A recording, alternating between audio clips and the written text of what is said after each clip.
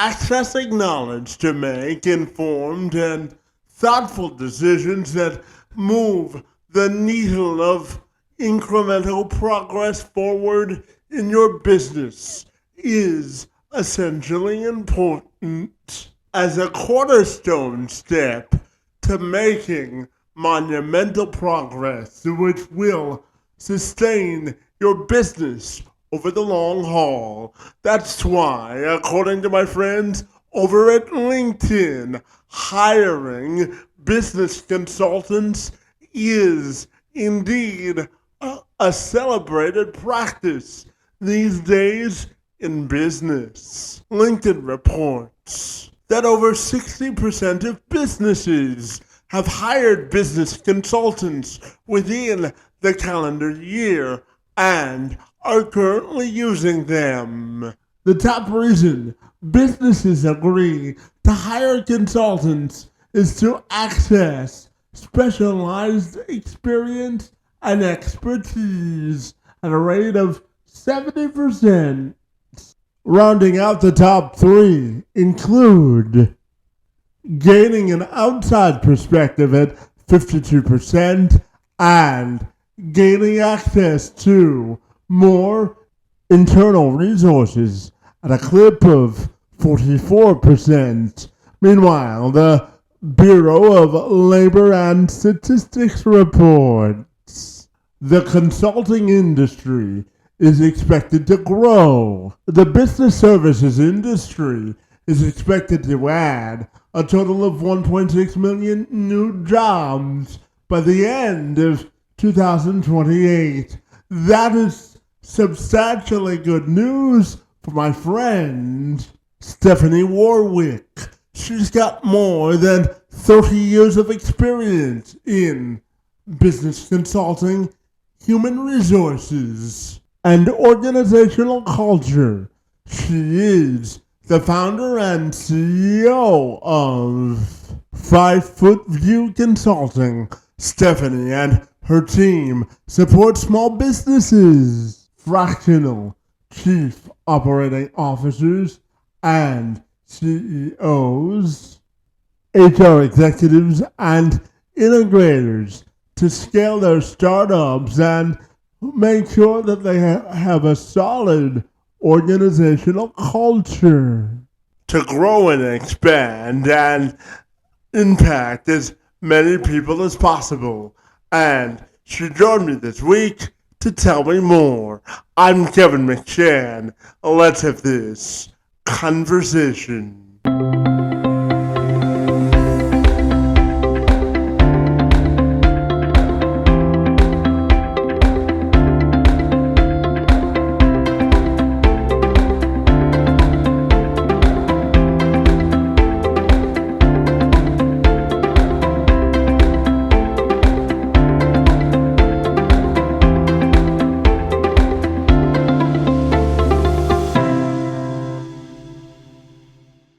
Stephanie, if you're ready, I'll take a moment to welcome you to the program, and I'm super excited to learn about your over 3 decades in business, my friend. It's great to see you, and happy Monday to you.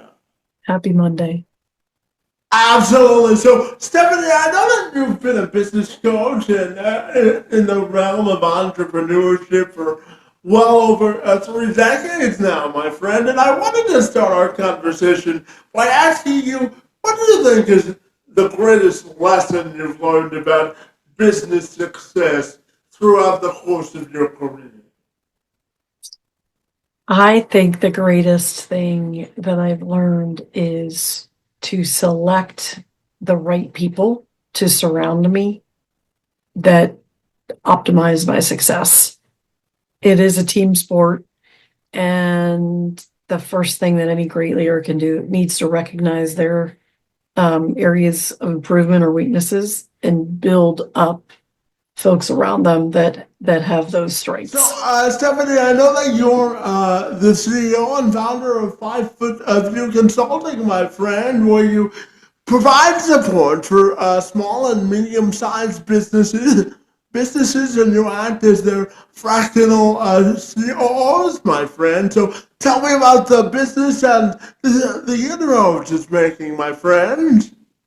Yes, it's a great business. Not just my business, it's a great activity. I love it. It's my dream job. So 5 Foot View, where I serve as a fractional chief operating officer or an integrator for those companies that are operating on the EOS methodology. That stands for Entrepreneurial Operating System. I go in and I take the burden and fires off of owners and visionary shoulders on a daily basis, and I solve problems for them so they can stay focused on the areas that they love and are best skilled in performing.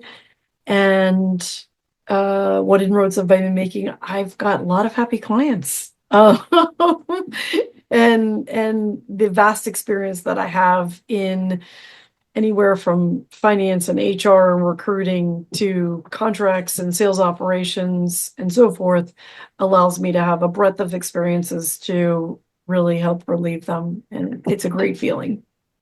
Yeah, and Stephanie, I'm curious to know, well, when we talk about business inclusion, how do you think we can diversify business opportunities to give more opportunities for diverse groups like people with disabilities or other marginalized groups? What are your thoughts there?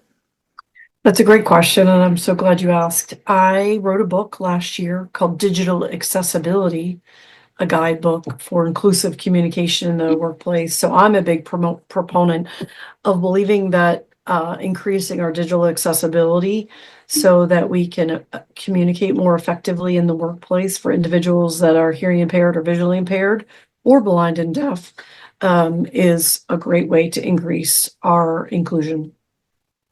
Yeah, absolutely. And well, in terms of being a leading sort of business voice from the female perspective, I'm curious to get your thoughts on, business empowerment for women and how it's evolved over the years. What are your thoughts there?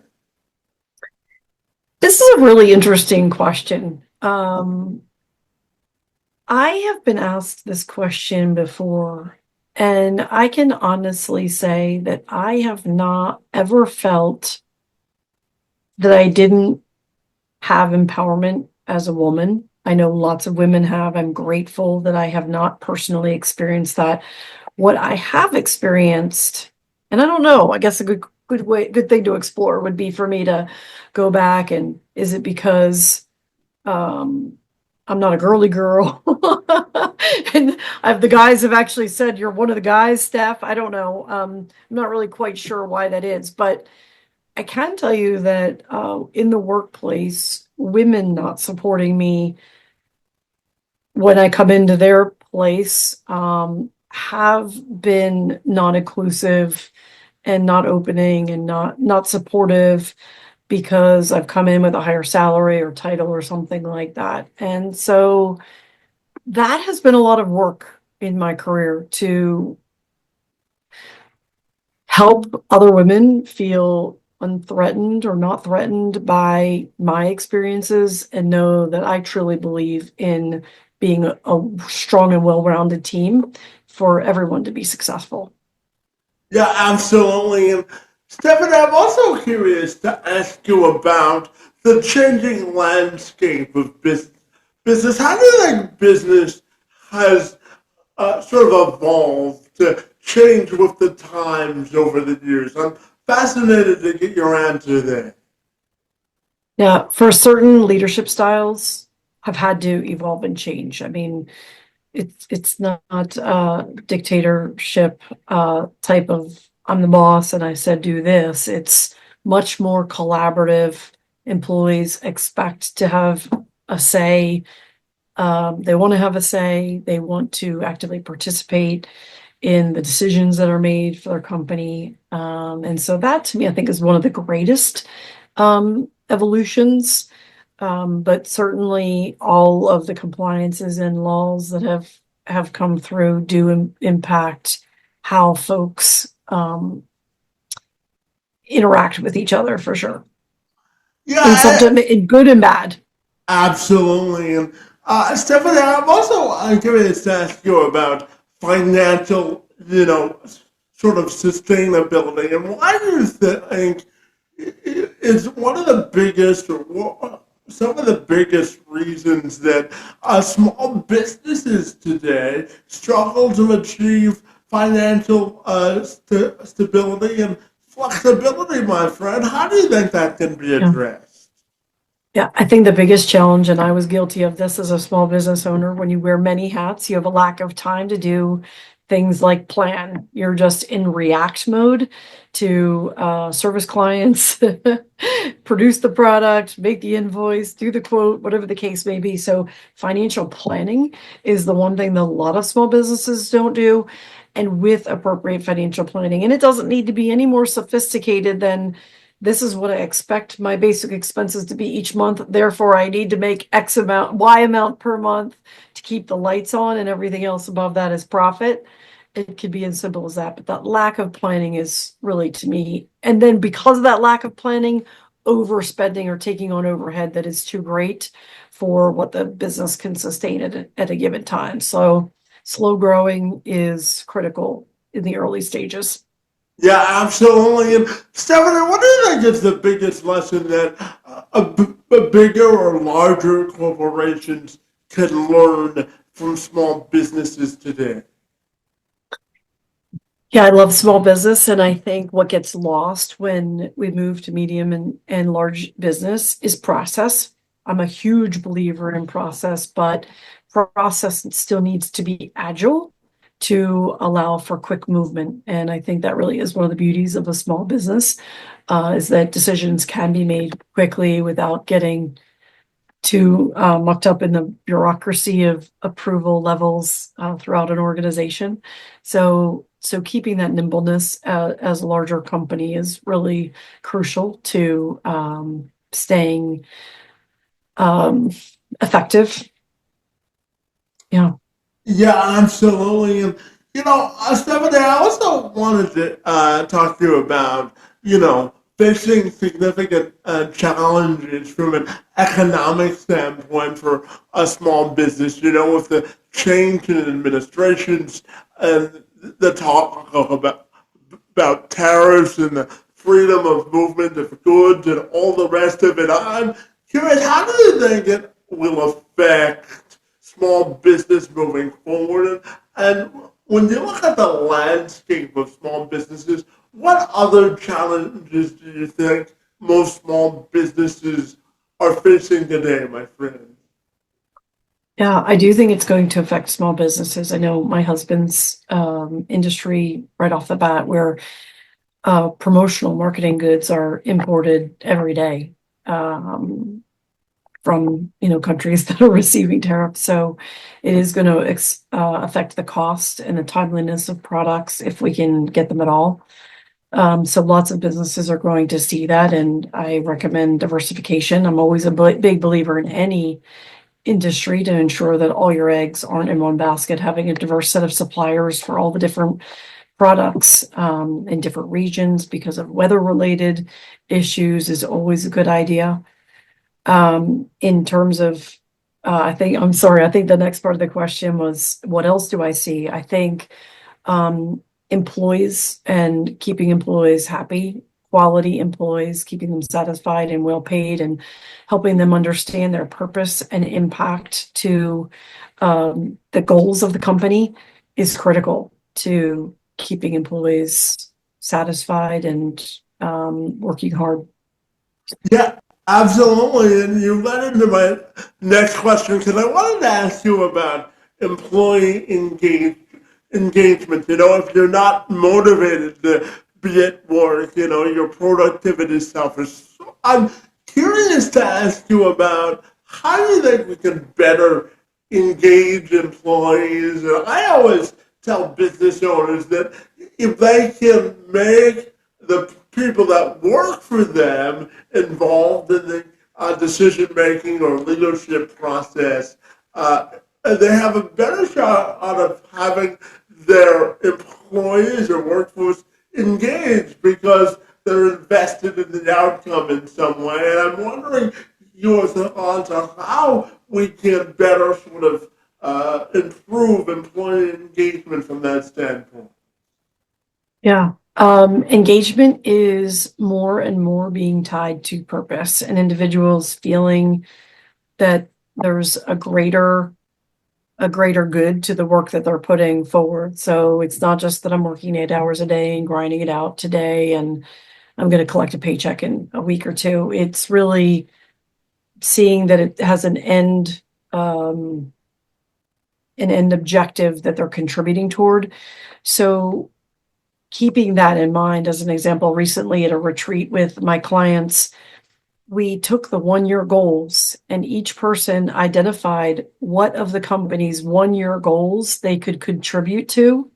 Some people had, 3 of 8, some people only had 1, and that's fine, but everybody found at least one of the corporate goals that they felt that they were directly contributing to. And then we asked each person what they needed to do to be successful in accomplishing that objective and how could we support each other. And it was super powerful. Each person walked away saying, I am a direct result of whether the company goals happen this year or not. And so I encourage exercises like that to help employees see the vision of how they are impactful to the end goal. Yeah, absolutely. And, Stephanie, I asked you earlier broadly about small businesses and how they can affect or support marginalized groups, including folks with disabilities. But I wanted to more specifically ask you about how do you think small businesses could improve their productivity or production by hiring folks with disabilities? Because, oftentimes they want to prove that they can do the work and they're reliable employees, my friend. So how do you think small businesses can use individuals with disabilities as an asset or an ally to their company? What are your thoughts there? Yeah. So my belief is that we should hire on merit, and if we hire on merit, we will always have a diverse talent pool because talent is evenly distributed. So what companies can do to increase their strength and open up to individuals with disabilities is eliminate their bias. That's really what is occurring. We being many companies will say, hey, everyone's welcome, come on in. But then a judgment or bias is made. Oh, this person is going to have trouble walking through our halls, or that person's not going to be here at our meetings. I don't know if they could participate, or that person has a visual impairment. How the heck are they going to get their work done? And we make judgments. Able folks make judgments as to whether that can occur, and they're usually incorrect. Because brilliance comes in all shapes and sizes, and we do know that diversity breeds successful cultures. So my encouragement for businesses is to be open-minded and eliminate our biases at a leadership level, as well as training for our staff, so that we can open up our doors a little more widely and allow for that diverse talent pool to come to the table. Yeah, absolutely. And Stephanie, I know that you've written an international best-selling book called The Dark and Silent Office, my friend, which is a digital accessibility guidebook for inclusive communication in the workplace, my friend. So I'm wondering if you could tell me about the endeavor and why you wrote the book in the first place, and what you hope people get out of it, my friend. Thank you for asking. Yeah, why did I write this book? I was serving as a chief administrative officer for a digital accessibility company. Digital accessibility, you probably know, but let's just make sure our audience knows, is making websites available visually or auditorily to individuals that might have a visual impairment or hearing impairment. And what I realized when I started working for this company and collaborating with my coworkers that were blind or deaf, that I did not know how to communicate with them. And I was embarrassed and ashamed. I had not worked with an individual or individuals that were blind or deaf in the past.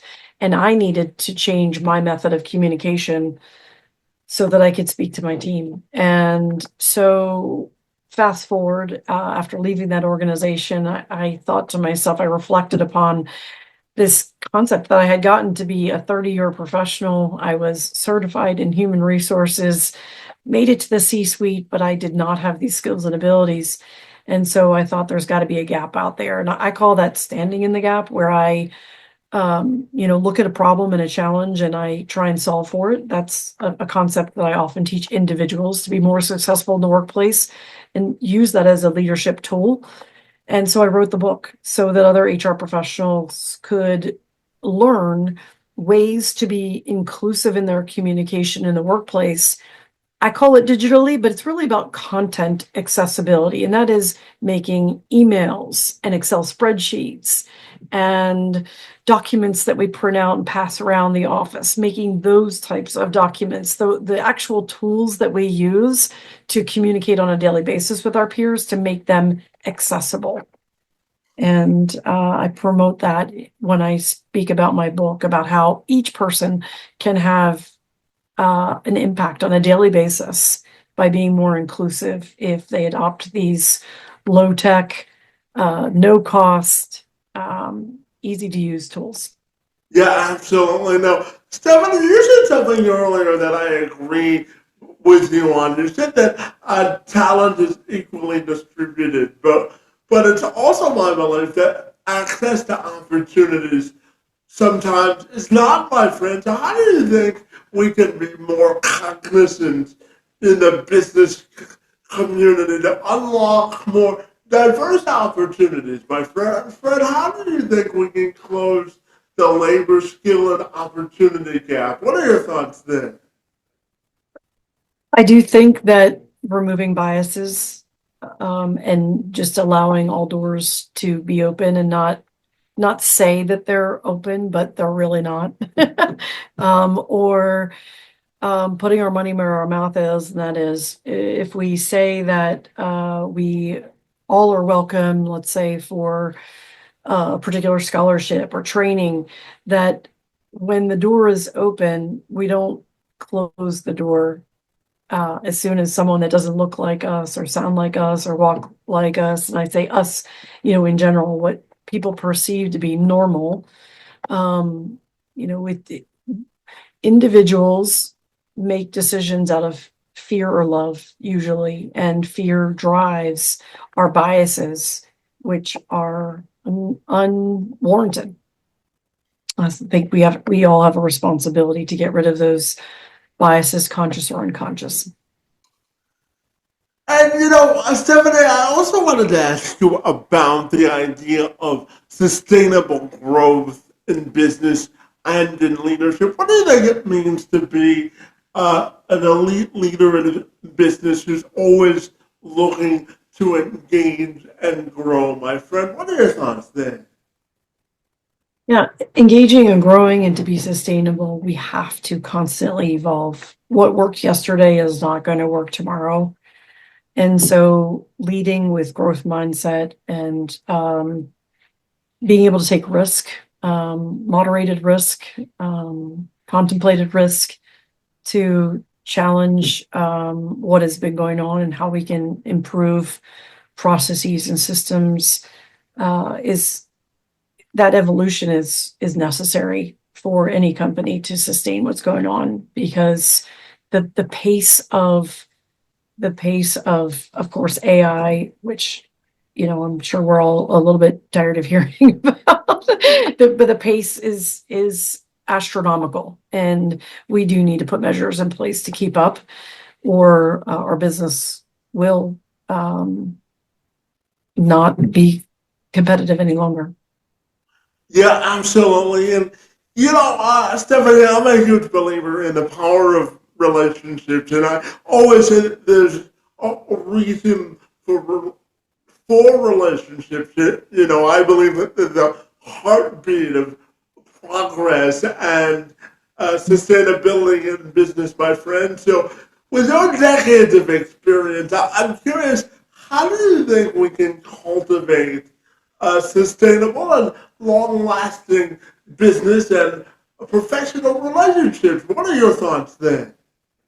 I think trust is the absolute cornerstone of relationships.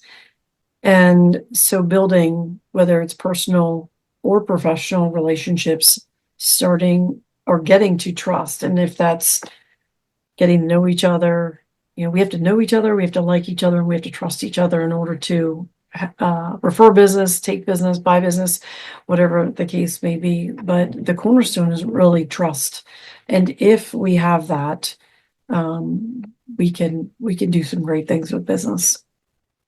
And can I also ask you about the concept of business resilience, my friend? No matter how successful or unsuccessful you are as a business owner or an entrepreneur, you're always going to sort of experience those choppier waters. So I'm curious, what is your definition of business resilience, my friend? I'm so glad that you used the words choppy waters because I did speak to a team recently about change management and how change is not a bad thing. A lot of people fear change.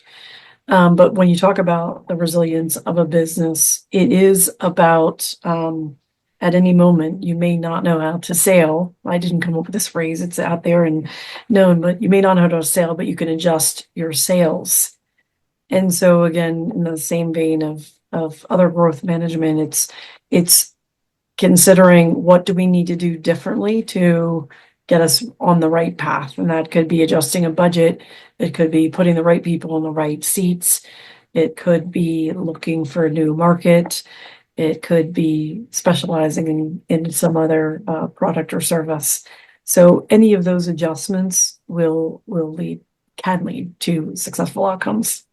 Yeah, and I'm also because I'm always constantly learning. So to do this myself as a public speaker about talking to businesses about how to start conversations and sustain them for both maximum productivity, growth, and impact. So I'm curious to ask you, Stephanie, what do you think is the best way to have a conversational icebreaker to sort of not sound so salesy, but also sound authentic as well? What are your thoughts there?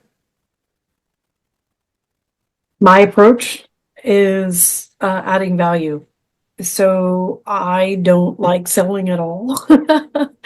And I have always found an easier path forward was to, even in when I have discovery calls with clients, I usually weave in to those conversations tidbits of wisdom that they can immediately take away with. Because if they can leave a discovery call with me where I've given them something of value that they can say, aha, I didn't know that, or I didn't think of that, or that's a great idea, I immediately add value to them and it didn't cost them anything. I do believe that that is the way to grow our relationship without being salesy.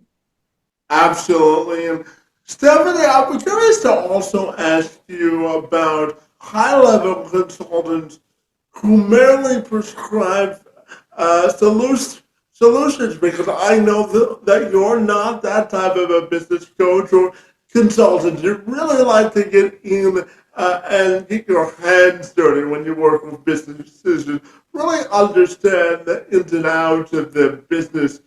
So I'm curious, how do you do that while also ensuring that the business owners that you work with still feel a sense of empowerment in their own business? What are your thoughts there? Yeah, it's a great question. You're right. I do dive right in with my sleeves rolled up. Not, it's office work, so it's not usually dirty, but I get the concept. Um, I know from my own experience as a small business owner that the last thing I need is one more little book for somebody to tell me the strategy that they recommend. when you're a small business owner, particularly growing and in the early stages, you barely have time to eat or sleep. Like your basic needs are not met on a regular basis, not to mention any downtime with family. And that's just the way it goes, usually for a few years, unless you're super lucky. So when I developed 5 Foot View, it really was from the lens of I know that I have experiences and skills and abilities that can solve problems for small business owners that they may not have ever experienced because they've never done this before. They don't have time or they hate it and they may not perform it well because they don't care for it. So if I can get in and solve the problems, and I do that by diving in headfirst and just embed myself. Again, how do the owners do it? It's really when I get contacted, it's because a small business owner knows desperately that they need help. They need something off their shoulders, off their head, off their hands, whatever the case may be. And they're just desperate for help and to find someone that has the confidence and knowledge to at least weed through and filter through challenges and problems to elevate the ones that are more critical and stay focused on the priorities. Small business owners are usually really grateful for that. And immediately adding value just helps kind of sustain that, like, oh gosh, here's more. You fix that, here's more. Well, it's like in sports, the more you can do, the longer you stay on the field, right? It's kind of the Yeah, same concept, right? that's right. And again, you've got some great phrases that you use that are really that resonate with my messaging. So when you say on the field, I will tell you, I started playing softball in 6th grade, only for a few years, but I was the rover. And my stepdad was our coach, and he would run me around the field to catch the ball because I was really fast and aggressive in sports, and I could play the whole field. And so if anybody was out in a particular position, I could go play that position. Well, fast forward to the workplace. When I teach people about standing in the gap, which to me is again identifying a problem and solving that problem for the business owner, or learning skills and abilities in a different department than the one you work in because you see that there's a need, you become so experienced in all of these different areas that when a company gets tight, if they need to make layoff decisions, the more diverse your skills and abilities are, the longer you get to stay on the field or play in the game. And that has served me really well when I have not been to my own business. And I know when you're not business consulting and working with clients, my friend, you have something that you call your standing gap method, my friend, which gives owners an idea of an owner's mindset, my friend. So tell me about the standing the gap method and how it works, my friend. Yeah, the stand in the gap method is what I was just describing, and that is to teach individuals how to keep their ear to the ground and look for challenges, hear concerns, spot risks, do all of those things that are beneficial to a leader or an owner. It also could be the owner mindset. They're intimately tied, but by doing so, you become invaluable in the workplace. It's that person that's thinking ahead that doesn't need to be asked for their boss to do things. They're already looking 2 or 3 steps ahead in the process to solve the problems, to mitigate risk, to anticipate the questions that are going to be asked, and be ready for it. And that is standing in the gap and having an owner mindset. Yeah, absolutely. And as I know we both have a passion for speaking, my friend, and I know that you enjoy presenting at conferences and events all about inclusion and your methodologies about workplace inclusion and equality, my friend. So I'm curious, when you talk to business owners or corporate executives about inclusion or your life experience in business, what do they most resonate with, and what do you take away from audiences after you're done speaking. What are your thoughts there? Yeah, the first thing when I speak about inclusion in the workplace, specifically regarding content and digital accessibility, the first thing that the audience always tells me is thank you for bringing awareness to me. And it continues to, oh gosh, how do I want to say this? It's so profound. I knew that when I wrote the book that my problem was a lack of awareness and experiences to have taught me at that point in my life. But that is a reoccurring theme that individuals, when they know better, want to do better. But it is that lack of, I had no idea, is usually the comment that I hear. And as soon as I bring awareness about this inclusivity or small things that we may not have ever even thought of, they really want to do better and are excited to take the very basic skills that I teach them to be inclusive. I'll give you an example. One of the individuals that I quoted and interviewed as I was writing the book, he's blind, and he said, I just wish when they changed the furniture around in the office, they'd let me know so that I don't hurt myself when I walk in and bang into furniture because it wasn't there yesterday. And I'm sure when somebody moves around an office place, they don't even think about that one person. They're thinking about a greater, a broader scope of people, the masses, and where this furniture should go, but they're not being inclusive and thinking of all parties that are going to be impacted by that movement of furniture. That's just one small example. I could come up with many more, but it's really the awareness and then the aha moments that people have. When I speak about the owner mindset and stand in the gap, individuals and leaders are thrilled to hear that I can teach concepts that allow someone to think like an owner. I have come to the belief that I can teach imagination and risk mitigation and forethought, these skills that visionaries and owners have to have. We often think that it is an innate and born, not just skill, behavior set that individuals have, and I don't think so. I think it can, well, I do think it is. I think it also can be taught to help people be successful in the workplace. Yeah, absolutely. And, Stephanie, my final question has to do with sort of your life and your legacy, my friend. I am a huge believer in the power of self-reflection and the need to do that, both in professional and personal spaces, my friend. So when you look at your life and your legacy and you self-reflect on that, what do you want people to most remember you for?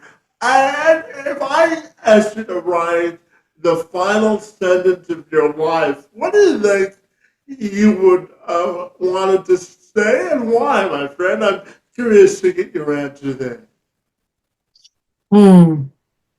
I've never been asked this question. Of course, I've seen it on TV and movies, so I should have contemplated this answer. I want people to remember me as kind. I want people to remember that I cared. Most things and most actions that I take are out of care and love for someone, and that makes me feel really good. I do hope that I'm remembered for that, whether it is caring for my workplace, caring for my clients, caring for my family, my friends. I give a lot of myself in everything I do, and it's brought me great joy. Absolutely, my friend. And tell me finally, if people want to get connected with you, what's the best way they can do that? StephanieWarlick.com. Well, that's simple enough, my friend. And I I certainly have enjoyed our diverse and wide-ranging conversation about business inclusion and collaboration, my friend. I think that you've certainly made tremendous inroads in the field of business inclusion, and I want to applaud you for the effort and commitment and clear passion you have on the subject, my friend, and I want to thank you for engaging in conversation with me this afternoon. It's most appreciated. Thank you. I had a great time. I enjoyed speaking with you.